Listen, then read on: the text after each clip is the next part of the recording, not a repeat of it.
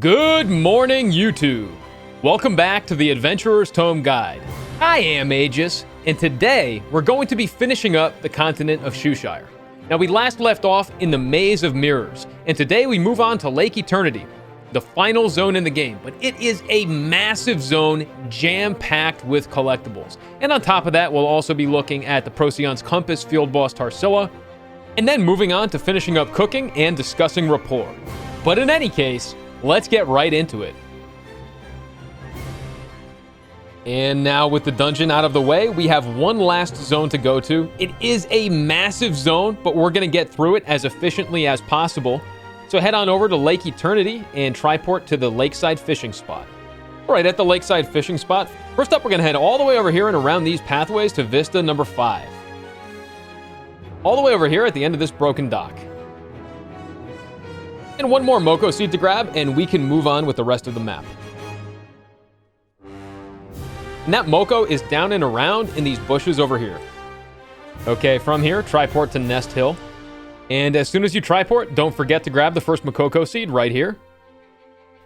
And with that, mount up. If you have not already done another story part 2, we're going to start that in this section down here. So you can talk to Lumberjack Purom right here, and he will start another story number 2. Now, you do have to complete the Shushire World Quest first, so make sure you've got that out of the way. Most people will have by now, but just in case you haven't, you do need to finish off the entire storyline in Shushire first. Complete that, and we can triport up to the top at Logging Camp. All right, from the Logging Camp here, there's going to be a ton of things to grab. First up are 2 Mokos in a secret area, which we can reveal by playing the Forest Minuet song. And once you've played that, that will reveal the hidden area with these 2 Mokos right next to each other. All right, and we are quickly going to continue to head further south. Elite Monster number 4 is just down here. And there's the old Frost Ice Bear right there. All right, Elite number 10 and 2 more Mokos are just this way to the northwest.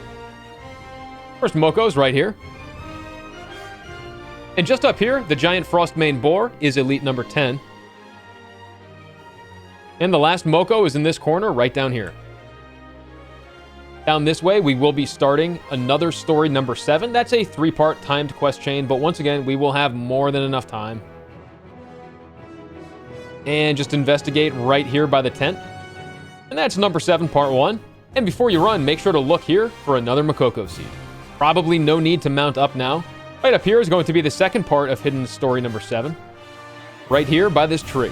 All right, 20 minutes to grab the last part. That is more than enough time. We're going to continue to press on into the zone now. Following this path down and around, we are going to come up to Vista number 4 just up ahead. And that's right here. All right, one more Moko to grab, and then we're going to triport and finish off the last section.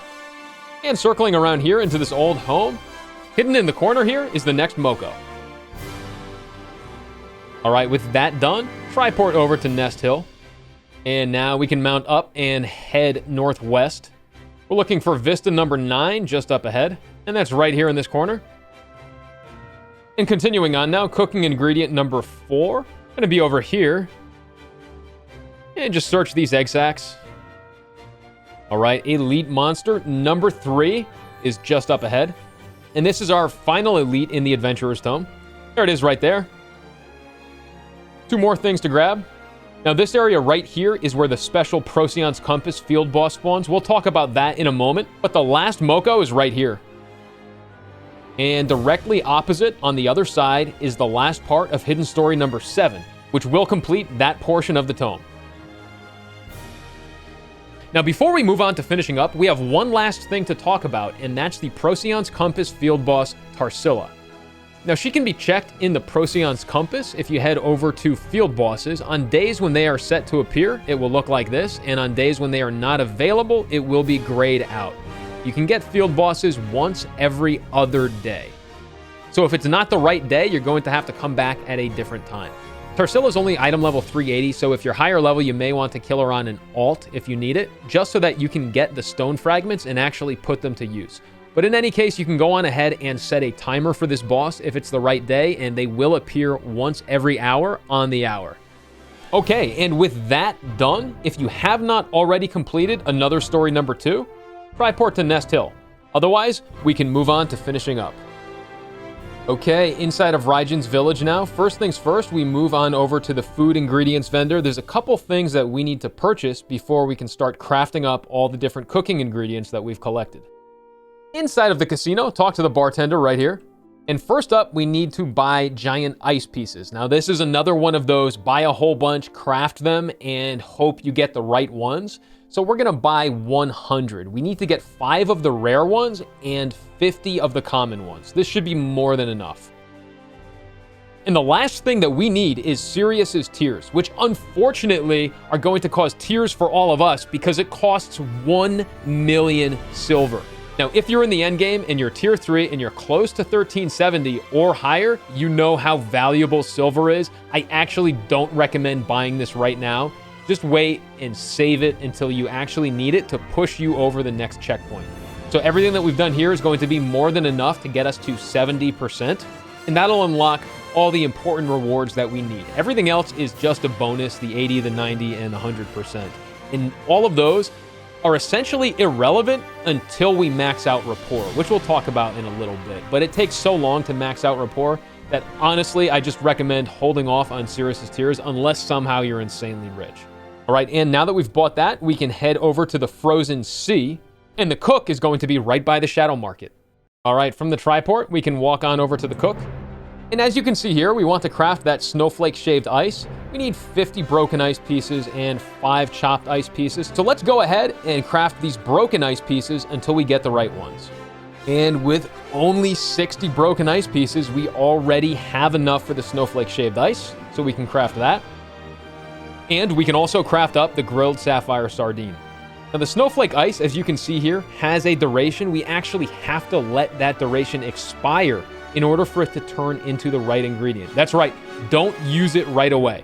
You're gonna wait and it's going to turn legendary in just 30 seconds. All right, and there it is, legendary right there. But in any case, we can use that now along with everything else. Okay, and with that out of the way, we are all done with Shushire for now. Once again, as I was saying previously, I think it's best to hold off on this final Sirius's tears and spending that 1 million silver until you actually are close to maxing out the rapport on every single one of these characters. Now, this can take months to complete, especially because all of the characters here in Shushire, frankly, really aren't that important as far as rapport is concerned. The rewards aren't anything crucial like Giant's Hearts or skill points or Omnium Stars. So you're going to be spending so much time maxing rapport on other characters that you most likely won't be coming back to these ones for a while.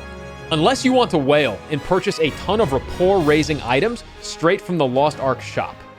And if you want to go full Pepega credit, that's entirely up to you. But for those of you who are free to play like I am, it will most likely take a while until you get around to raising the rapport on these characters.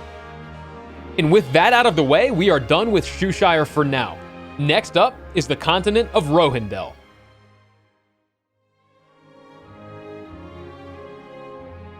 And that concludes this portion of the Adventurer's Tome Guide.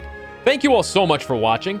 If you liked this content, make sure to give it a thumbs up and subscribe to the channel so that you don't miss my regular guides and updates. And don't forget to leave a comment down below to let me know what you would like me to create a guide for next. And until tomorrow, may you all enjoy your adventures in Arkesia.